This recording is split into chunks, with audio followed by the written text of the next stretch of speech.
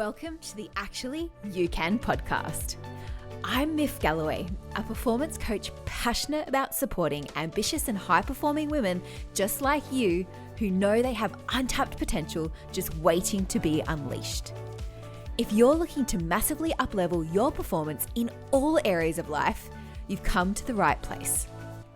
My goal on this podcast is to take you beneath the surface so you can connect with yourself on a deeper level while providing you with valuable insights and the tools necessary to navigate life's challenges and go after your goals with strength, clarity, and wisdom. If you're ready to uncover the truth which lies underneath so you can recognize your powerful feminine leadership style, pursue your goals unapologetically, and thrive in every aspect of your life, hit the follow button and get ready to explore the incredible possibilities that lie within you. Together, we'll uncover your next steps in achieving peak performance, because actually, you can. Welcome to the Actually You Can podcast. Today, we're talking about leadership for introverts with Stacey Chazin, a leadership development coach and proud introvert. After years of navigating societal expectations that favored extroversion, Stacey embraced her introverted strengths, transforming them into assets that fueled her personal and professional success. With extensive experience in corporate and nonprofit sectors, plus a master's in organizational development and leadership, Stacey now empowers introverts to thrive on their own terms. So let's dive into how you can do the same. Welcome to the show, Stacey. It's a pleasure to have you on today. Thank you, Meth. I'm so excited to be here. And so no doubt listeners have a rough idea of what an introvert is, but to kick things off today, I'd love for you to share more about what exactly makes an introvert and how do they differ from extroverts? I love that question because there are so many myths about what an introvert is, and which is part of the challenge that we all face that we need to overcome as introverts. So when we talk about introversion, we talk about it in the context of the Myers-Briggs Type Indicator Assessment, and or MBTI. And for those listeners who are not familiar with it, it's the world's most commonly used, popularly used personality assessment. And it essentially tells you what your preferences are, really how you're wired along 4 different dimensions. The first of which is how you get energy from the world, how you're energized. The other 3, just informationally, it's how we take in information, how we make decisions, and how we plan for or don't plan for taking on projects and tasks. So the first one, how we get energy from the world, speaks to whether we're introverted or extroverted. And if you have a preference for introversion, which is the way the Myers-Briggs folks say it, it means that you get your energy, you're more fueled by time spent in your own thoughts, some time by yourself, time with other people, time in smaller groups. But those are the things that fuel you. So you need to be recharged by having that alone time. You do your best work when you can go deep, when you have time to give thought to what you're going to produce or the idea that you're going to offer. And so it's a whole set of circumstances and environments that are going to be best aligned with how you're going to show up as your best. And then in contrast, someone who is extroverted or has a preference for extroversion, they're more likely to be fueled by the outside world. So they are jazzed up by being in a room with 100 people. They love to collaborate. When they're in a meeting and we're talking about ideas, they like to think out loud, as the expression goes. So they talk through what's going on in their head, as opposed to the introvert who will think through their ideas before they verbalize them. And I want to offer, just before we go any further, that when I describe characteristics of extroverts versus introverts, these are not absolutes. So it doesn't mean that every introvert acts this way or has these preferences and strengths. And it doesn't mean that they will in every situation, but they're kind of general rules of thumb in terms of how we tend to show up as introverts in the world. And to build on that, I notice you use the word preference, and I'm assuming Yes. that very deliberately. Doesn't mean that we can bounce between both. Share more about the word preference. Yeah. So the word preference, I think the root of it with Myers-Briggs is that's where you tend to, that's where you lean toward, that's your natural space. So the example I give when I work with my coaching clients is I ask them to pick up a pen with the hand that they usually write with. So they do that, and I ask them to write their name. and they go ahead and do it. And I say, well, how did that feel? And they say, kind of mindless. Like I do it all the time. It was really easy. And then I ask them to put the pen in their other hand and do the same thing. And then I ask them, what was that experience like? And they say, it's kind of awkward, right? It was much harder to do. Like I had to think about it. And it didn't come out as cleanly as when I wrote with my dominant hand. And that's a great metaphor for having a preference for introversion or extroversion. So it's what you're most comfortable with, it's what your default setting is. And when you're acting in ways, when you're writing with that dominant hand, that's when you're going to feel the most comfortable. You're going to give your best signature, do your best work. It doesn't mean you're not capable of doing it with your other hand. And so in the metaphor, carrying the metaphor forward is that doesn't mean that you're not capable if you're an introvert. It doesn't mean you're not capable of being in a room with 500 people, and spending time networking or working all day collaborating with others and being in back-to-back meetings. However, when you do those things, you need to be doing them in a way that's aligned with your introversion. Because if you go to back-to-back meetings with no breaks as an introvert, your energy is going to be drained and you're not going to be doing your best work. Can you be at the meeting? Can you give ideas? Sure, but they're probably not going to be as good as the ideas that you provide if you had a chance to take those breaks, if you had a chance to give thought to the questions before you were asked to come up and share your brilliance. That's a really great perspective. I'm definitely trying this on myself, and I would describe myself as an introvert. And people often say when I share that, they go, "Oh, but you're so extrovert. I mean, you have a podcast, you love speaking," and so I was just like, I don't feel like it's one or the other. And Yeah. I'd love to hear from you. Do you think environments can bring out, like, could I be extroverted in some environments, and then, or is it I'm probably have a preference for introversion? I can just step into those environments, but I do need to recharge because every day with back-to-back meetings, I'm like, "Yes, I do need a break," or I get to the end of the day and I'm drained from talking to people all day, and that sounds so lame. Like, how can you be drained from talking? Oh, But yeah, that's just yeah, yeah. how I'm wired. Right, and that person must not be an introvert. So, and I love what you said because I experienced the same thing. So I've been blogging a lot ever since I started working as a coach in this space. I coach introverted professionals to become more powerful leaders and get recognized for what they're doing, so they don't have to pretend to be extroverts and they don't stay under the radar. And so I've been blogging a lot about that, and people in my personal life have seen my blogs. I share them on my personal Facebook page sometimes, and I can't tell you how many people have come up to me in my personal life to say, "I didn't know you were an introvert. I don't believe that. You're not an." No, I really am, because they have a misperception about what it means to be introverted, right? Um, and then related to that, I do believe that in different settings, you're going to be more comfortable leaning outside of your comfort zone in terms of introversion and extroversion. So for me, I think professionally, when I've been working with people for a long time, I get a little more comfortable. But you know what? I'm thinking out loud here. I'm doing an extrovert thing. I actually think that is typical of an introvert because there's this myth that being an introvert means you don't like people or you're shy or you're not friendly and you don't like to collaborate. I like to do all those things. I like people a lot. But the way that I need to engage with people and to collaborate is going to be different than someone would if they're an extrovert. So I think that was maybe a roundabout way of answering your question, saying there are going to be different situations where you'll be more comfortable, leaning outside of your preference area, and that's great.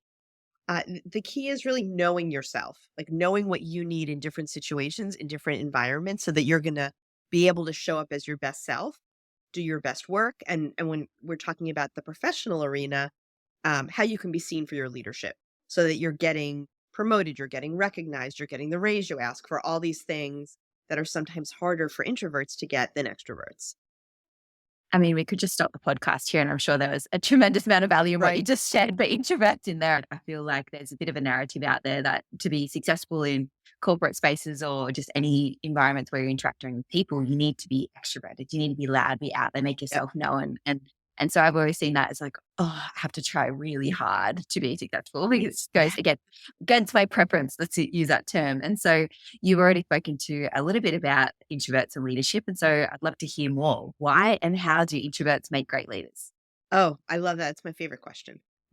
So introverts have so many fabulous strengths that set them up to be leaders, and they're not the fancy, splashy common traits that we think of, right? We think about people who have loud voices, who can command a room, who can network and schmooze and have lunch with, every team member and move among all the groups, have a brilliant idea on the spot, right? So let me tell you why introverts are great leaders. Several ways we're wired that make us great. First, we tend to be highly empathetic and emotionally intelligent, which means that we are really good at tuning into the context. We can read between the lines and we can see what people's motivations are. We can identify what are their priorities. And that allows us as a leader to give our, let's say we're a CEO or we're a director of a team. It allows us to tune into what our people need to be at their best. And I've heard that the definition of leadership, right, is not being powerful and being able to push your ideas through, but um, building the capacity and empowering others to be leaders themselves. And when you're empathetic and emotionally intelligent, you can do that better than anyone. So that's the first and most important thing.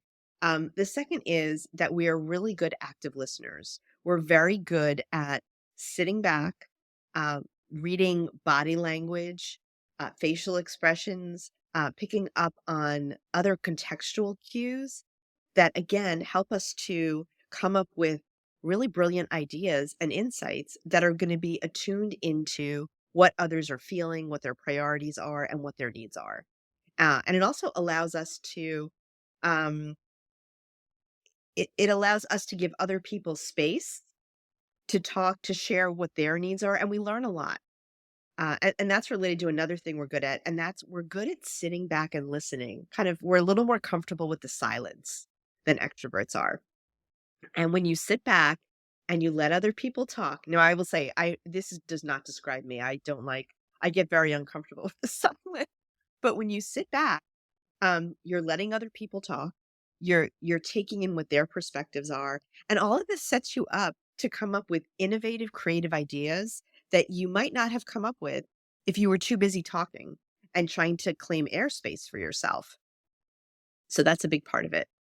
And then the last thing I'll highlight is introverts tend to be very good writers. So writing is one of my, I'd say it's one of my magic powers, one of my happy places. And writing is a really powerful way for introverts to have their ideas heard, to show their thought leadership. Um, Writing allows you as an introvert to not answer on the spot. So you can step back and say, all right, I'm going to put time into pulling my thoughts together, uh, um, pulling together any evidence I need to support my argument, pulling together narratives or case studies.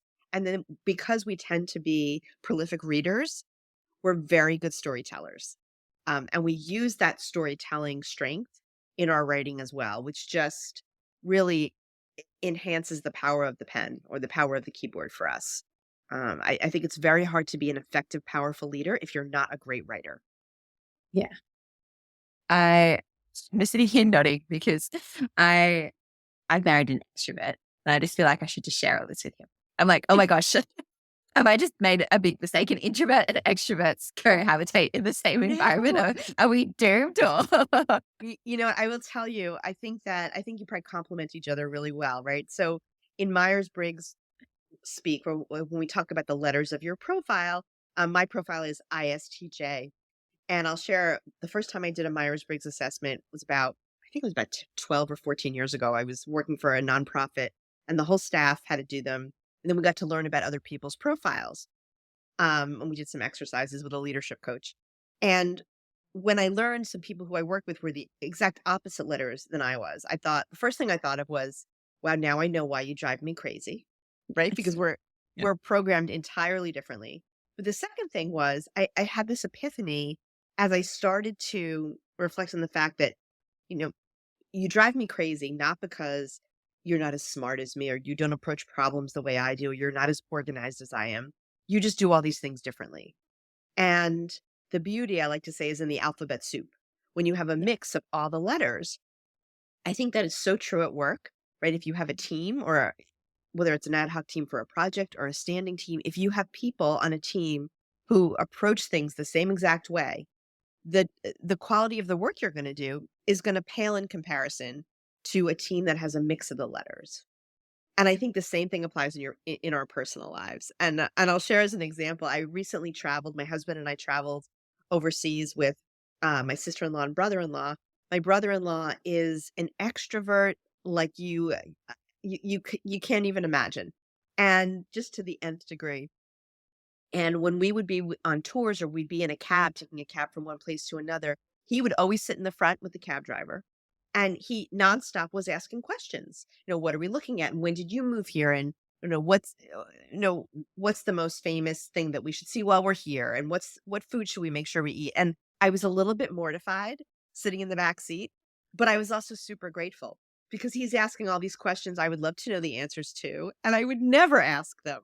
So I think that when we're with people who complement us, introvert and extrovert or any other characteristics, it's generally a good thing. And that's a really good point because I think a lot of the time we can be like, oh, I just wish everyone was like me. I mean, Mhm. and you think everything would be easier. Even just hearing you talk, I'm like, I actually just don't think it'd be easier if everyone was like me too. I'm sure I would drive myself up the wall. Yeah, And your point with the complementary traits, I would appreciate the same thing. I wouldn't ask the cab driver about all the sites, but I would love to learn. I would just yeah, wouldn't ask. I'd probably be thinking about it in my head internally or Googling it from the back seat. yeah. Absolutely. And sometimes, you know what? I was on my phone doing a crossword puzzle because that's the kind of Yeah. introvert I am. Right. And Yeah. it got me to look up and look around a little more, which I should have been doing anyway. So they bring out, they remind us of our introversion and remind us that we should, come out of our heads sometimes and engage a little more with the world, at least for me. Yeah. I completely agree. And so you mentioned that you support introverts to step into their power in leadership. And so what sort of challenges do introverts typically face in the workplace from your experience? So the biggest overarching challenge is that most workplaces are designed with extroverts in mind. When you think about both the physical structures, the demands, and the scheduling. And I'll give you a few examples. One, and I mentioned this a little bit earlier, is back-to-back meetings. Right? We're expected, and it varies depending on what your role is, but in a lot of roles, you're expected to be, whether it's in person or virtually, it has a similar impact that we're going from meeting to meeting to meeting without that time to recharge. So when we don't have time to recharge, it's great for extroverts, right? I mean, they need a bathroom break too, but it's not affecting their energy levels, their burnout, right? But for introverts, when you're repeatedly in that type of situation, it can really wear on you and lead you to burn out, which can affect you physically, emotionally, psychologically, uh, and sets you up not to be able to do your best work. You're not going to be your best self. So that's the first thing. Um, the next thing is if you're in person for a company, that the trend these days is for open offices where people, right? And I think they actually started doing this right before COVID hit, which was really unfortunate. But so a lot of people, you're in cubicles or you're moving around from office to office, and there's not that physical boundary that you can get behind to recharge. So maybe you need to hide out in the restroom at some point, or you go outside and take a walk. But so that's a big piece, right? That you're at risk of burnout because you don't have that physical separation. And I'll say, even when you're working from home, you can still have a similar type of situation. I mean, here, when you're doing that, you have a little more comfort being in your own space. But if you need to be on a camera, for 8 hours a day, for 5 hours a day, it's really draining. And I actually heard the recommendation as COVID was going on and on, to, if you can, for one or two meetings a day, turn your camera off and let people know that you just need to be off camera and you're still participating, but it really helps with alleviating that stress, and it really does feel like stress, especially for introverts, of people looking at you and scrutinizing you and feeling like every facial expression and every word you say is being taken in by others. So that's a big one. Another reason it's challenging is there are a lot of expectations for networking and socializing. So depending on what you do, there could be requirements and expectations to bring on new clients, to schmooze, to network, have networking lunches, to go to conferences where you are supposed to be meeting people, collecting business cards, making new contacts on LinkedIn, all that stuff. And that can be challenging for introverts, but I can talk about in a little bit. All these things, there are ways you can do all these things that are aligned with who you are as an introvert. But the expectation and the norm is that you do it in a way that's very extroverty. So it's hard. And then the last thing I'll mention about the challenges at work is there's this pressure to come up with brilliant creative ideas on the spot.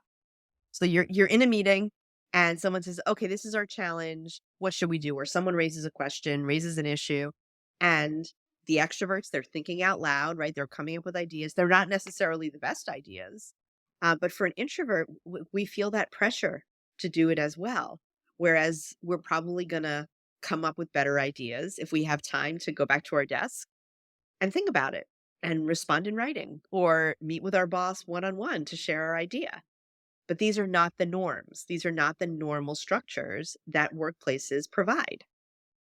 It is not. Everything you've just said is probably every workplace I've ever been part of. And you mentioned COVID and how that had an impact. I know the workplace that I'm in currently, coming back from COVID, they decided, okay, we're all doing hot desks now.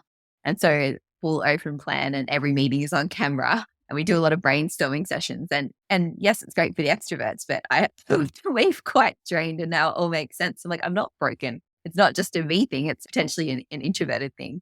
I remember hearing in COVID, one organization, they said to their employees, "Oh, just put your camera on all day and we'll just pretend that we're in the office." And I was like, that sounds like my idea of hell. It's just like someone just staring at you working all Horrible. day. I was like, oh That's my God. horrible. Clearly that was an extrovert who came up with that. Oh no. Right? But it really is true. And I love what you said that you had this realization that there's nothing wrong with you. Right? That's because when there's a norm that you don't align with, it's so easy to feel that way. And it's these norms are just ingrained, I think, in in our professional world or social worlds too. But um sorry. Thank you. Oh, good. So they're embedded in the expectations of our workplaces, in the social structures that we're in. And if there's one thing I hope that the introverts I work with and the introverts who read my blogs take away, it's what you just said. There's nothing wrong with you. And in fact, what I focus on is helping people identify all the things that are great about them as introverts, which is known as their positive core. All the great things that make them who they are as an introvert and otherwise, and then figure out how do you use that positive core to dream up, design, and work towards some professional future that is aligned with the best of you. It's a framework. I didn't come up with this framework, but it's a framework called appreciative coaching, and it's a wholly positive lens that helps people zero in on the best of who they are, then designing a future and figuring out how they can get there using the best of who they are. It's kind of cool. That sounds so empowering. I love it. I've written it down because I'm definitely going to look at it after this recording. But I would love to hear, you mentioned some of the challenges that the introverts have. How can we overcome them? How can I just say to my bosses, hey, I'm just not doing back-to-back meetings anymore? Or, hey, I'm going to hang out in a meeting room all day. How can introverts make the extroverted workplace a bit more introverted friendly? Yeah, yeah, and that's another goal of mine, and I love that. I love that question. So I think I would approach it as not, I'm gonna not be here. Or I'm not gonna be on camera, but I think sharing with your boss or sharing with your coworkers, um, this is how I can be at my best, and I think that's not just true for introverts. So I like to recommend if you're on a new project team, let's say a new group of people are coming together for the first time to work on something. I love telling people to let's go around the room and start off with a question like this. What's one thing that you want everyone around the table to know about what you need to be successful on this project? I love that Or question. what do you want them to know about how you operate at your best? What do you want them to know about you? And this is something I think everyone should know, whether you're an introvert or an extrovert. So you can take that to a situation where it's not a new team, but to share with your boss, you know, I wanted to share with you that I find that I'm really a lot more energized and able to give you my best work when I have time to give you ideas in writing. Or one of the things I talk about is how can you have your voice heard and your ideas recognized in meetings? Mhm. And one way to do that is so you can request an agenda in advance. Whoever's running the meeting, get the agenda in advance and then take a look at what's on there. And for any points that are relevant to you, any topics, identify one point that you want to make about each and jot it down. Spend time finding any data you need or any examples you need to back up your case and come prepared that way. And so that's a great example. You could say to your boss, I want you to know I'm going to be at my best. I'm going to give you my best work if I could get the agenda in advance. Is that something you could give to me? So they're knowing you're not making these requests to be difficult, but you're making them because you know that you're going to do your best work. It's going to best support the team, best support the company. And I'll say too, something like that, giving an agenda out in advance, that should be a best practice anyway. Anyway, yeah. Yeah. But things like that, like, can I respond to you after the meeting in writing with my ideas? Because when I do, um, I'm I'm going to be able to be a lot more thoughtful. I'm going to be able to be a lot more creative. If you're on a group project, for example, group projects can be challenging for introverts, right? So one thing you might say is, and this could be when the team is coming together, could we come to an agreement that we have a balance of collaborative and solo work time on this project? Because that way, everyone who's extroverted, they're going to get their fuel from the collaboration. You're going to probably need to do the collaboration anyway. And then it also allows those of us who need time to recharge and are going to do our best work when we're by ourselves or in pairs, it gives us that time too.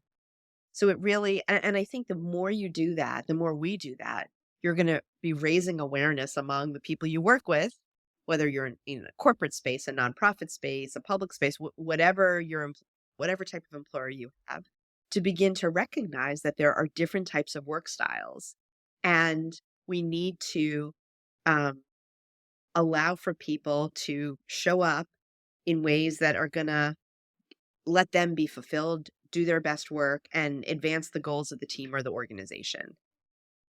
Yeah, I think as a whole, we're, I guess, most workplaces, I'm fortunate the workplaces I've been working for are becoming increasingly accepting of different personalities and different working styles and stuff. So I think it's, Yeah. to your point, it's just bringing more awareness to the Yep. different diversity in that area and being an advocate for it, because there's no doubt a number of introverts in your workplace. And if you have the courage Yeah. to make these requests and to make it a better workplace for introverts, you're no doubt supporting others to be at their best as well. Yes, definitely. And And I do, if I can mention, I'll share with you a link if you want to put in your show notes. yeah, But I have, if folks go to ifactorgift.com, I have it's a meeting playbook for introverts. And it's strategies to have your voice heard and your ideas shine in meetings. Some like more comfortable ways, like requesting the agenda in advance and some other things folks can do. oh, I love that. I'll definitely put that in the show notes. Great. And so you mentioned some strengths of introversion. So being empathetic, active listener, and being good writers. How would an introvert go about building a strong personal brand in the workplace? Oh, that's a great question. So, one thing that I work with my coaching clients to do is I coach them to write their leadership story. And your leadership story is, it's not your resume, but it tells a narrative of how you came to be the leader you are today and where you want to be headed. And it could talk about what some of your formative leadership experiences were, the leadership strengths that you have, and it absolutely incorporates and highlights your introversion and how your introversion has played a role in your leadership journey. And your leadership story is something you're probably not going to stand up in front of a room and tell from start to finish, but it's going to be something that you can have. It's kind of like an elevator pitch, but a little different because it's specific to your leadership. And it lets people know, it reinforces to people why you are a leader, no matter what level of an organization that you're at. It reinforces why you're a leader, how you're a leader, and the role that your introversion plays in your leadership. And you can pull bullets from it, pull sentences from it in an email, right? You could kind of work it into when you're building a pitch, let's say, for why you want to play a role on a project. You could work it into a request for a promotion. It's something that you want to always have in the back of your mind and be tapping into to to be telling this leadership story about yourself so that when people look at you, right, like your personal brand is like when I look at myth, this is what I think of. Um, so you want people to say, when I look at, when I look at so and so, when I look at you, I see a powerful leader who knows how to tap into her empathy and active listening to be a nuanced thinker, an innovative idea generator, and whatever the phrases are that you think Yeah. best describe you, that you want people to come away with when they think about you. And another podcast had the pleasure of interviewing a career coach, and she mentioned a tool. So she called it having a story vault for interviews in the Oh, recruitment yeah. process. So writing a story, I think it was a list of 10 stories that you could pull out in recruitment interviews that told you how you got particular results. So similar vein, a leadership story. Yeah, yeah. And when I tell my leadership story, I don't have it off the top of my head right now, but um in totality, but I start off with talking about the fact that I spent decades trying to pretending to be something I wasn't, because I thought that's what I needed to be to lead, and to have a successful career. And once I started identifying and embracing my introverted gifts, I was able to become a more, empathetic, effective, collaborative teammate and leader. Words to that effect. Amazing. I like that. I'll go back over this recording and note that one down. I might just borrow that. Absolutely. And so you also mentioned networking and some of the challenges introverts have with Yes. networking. What's just some examples of how introverts can shine networking or potentially not get as drained, Yep. thrive, but also Absolutely. So, oftentimes when you're expected to network, let's say you're going to a big conference, and there's this expectation that you're going to come back with 50 business cards, or you're going to add 50 new people to your LinkedIn following by the time you get back, right? Ugh. So that might be how an extrovert does it. But what I recommend is, if you're going to a conference, going to a big conference, let's say, you're going to get value out of going deeper with fewer people. And so what I recommend is, you can usually get a conference attendee list in advance. Sometimes it's on an app, like a platform for the meeting, like Huba or something. Take a look, and for each day that you're going to be at the conference, identify 3 people who you want to make sure you either meet or reconnect with, if it's someone you know. And prepare for yourself. Write their names down.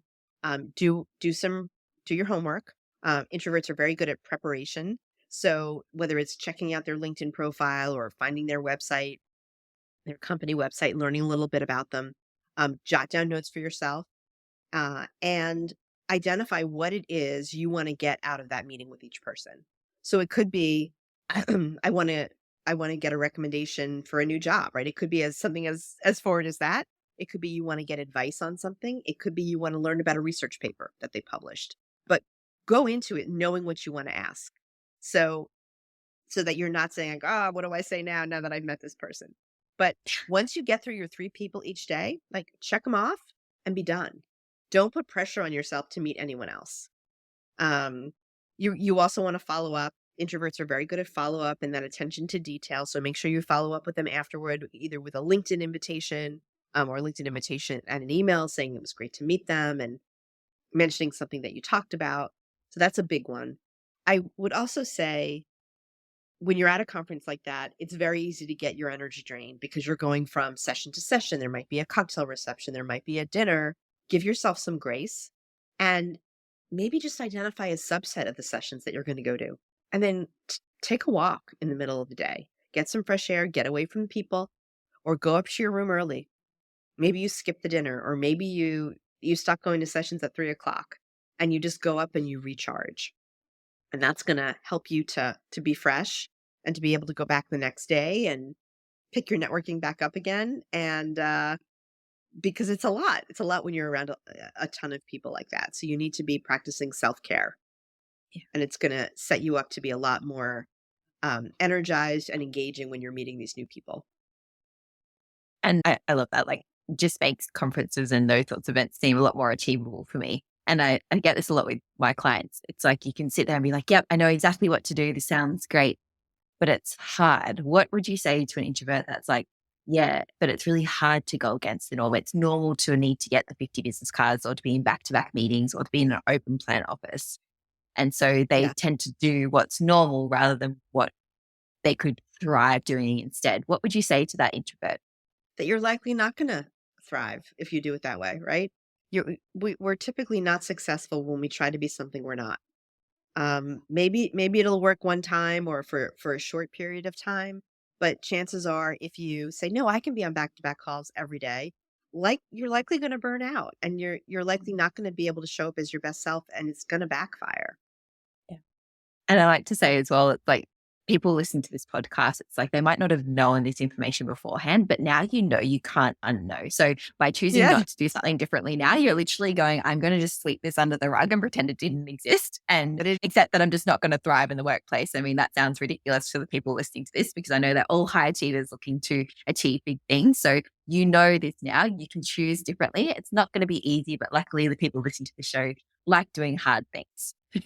Yeah, yeah. And I'll share a link with you as well. I have a conference survival guide that I created So good. introverts, and it has networking tips in it, and some other guidance to help you, right, make new connections, but also protect your introverted energy and not just feel like you're completely depleted after going to a conference. So I'll share that with you as well. That sounds awesome. And so you shared some really great insights already. And I would love to hear what's a really actionable step the listeners can do in the next 24 to 48 hours to harness their introverted power in the workplace to become a better leader. Okay, I'm going to give them a an encapsulated version of the first exercise I do with my coaching clients, Right. and that's helping them identify their positive core. And so I want you to, listeners and viewers, I want you to sit down and make a list of three peak experiences in your professional life. And a peak experience is a time where you have felt fulfilled, felt recognized for the work that you've done, felt great about the work you've done, and felt that the work you've done gave you an opportunity to use the best of you, use your skills, your gifts, your experiences, your strengths, all those things. So make a list of those experiences. And then once you have that list, take a look at the three experiences and identify what are some common threads. What was I doing? Who was I working with? How did other people make me feel? And what were the circumstances under which I was allowed, not allowed, but the circumstances in which I did this work? And try to identify what are some commonalities there, right? You might see, for example, that your peak experiences all included values based work, right? Maybe it was a mission driven project. It could be that they all allowed you to write. It could be that they all allowed you to um, spend time on your own thinking, producing, and see what else comes up for you. And this is the beginning of identifying your positive core, the best of who you are. And you can begin to use that as a foundation for thinking about this is my positive core. What are some other opportunities I can find for myself in my leadership, in my work, where I can use that core? I just love the term positive core. It just makes Right. me feel nice and warm inside. When I learned about it too, it was I actually first learned about it when I was in my master's program in organizational development and leadership, and it's from a framework called appreciative inquiry, which is the organizational corollary to appreciative coaching. Appreciative inquiry came first. And organizations do that. They identify what their positive core is when they're trying to plan their future. And it was, I mean, the light bulb just went off for me. And when I found this corollary in the coaching world, I knew like this is what I need to be doing for introverts, helping them find their positive core and figuring out how to use it. And that's how my company I Factor Leadership came about. I love So that. So, yeah, and so for those who the light bulbs turned on for them, yeah, and I'd love to hear more about it, is the work that you do, where can yes, they find you? they can find me at ifactorleadership.com. I'm also on LinkedIn. My business page is iFactor Leadership. But if you go to my website, you can learn about my coaching. You can learn about I have an on-demand course called the Introverts Leadership Formula, a self-paced course because introverts like to do things on their own sometimes. That has some coaching support for me, so you can learn about that. And I have some other free resources on there as well. So check it out. To talk to anyone. And I'll put those resources in the show notes as Thank well. But you. thank you so much, Stacey, for your time today. I learned a lot about myself and how I can support other introverts in the workplace and also collaborate better with the extroverts, knowing that it's not just a me thing, it's a personality thing. And there's beauty in the collaboration of the different personality traits. Love it. Love it. Awesome. Thanks, Stacey. Thank you so much for tuning in to today's episode. I hope this was helpful. If you thought of someone while listening to this podcast, I would be so grateful if you could share this episode with them. While you're doing that, please also take a moment to leave a review on the podcast if you haven't yet already. It takes less than a minute and it means so much to me and helps this podcast to reach more people just like you. Thank you so much for that, and I'll see you in the next episode. In the meantime, go out and achieve every dream you have, because actually, you can.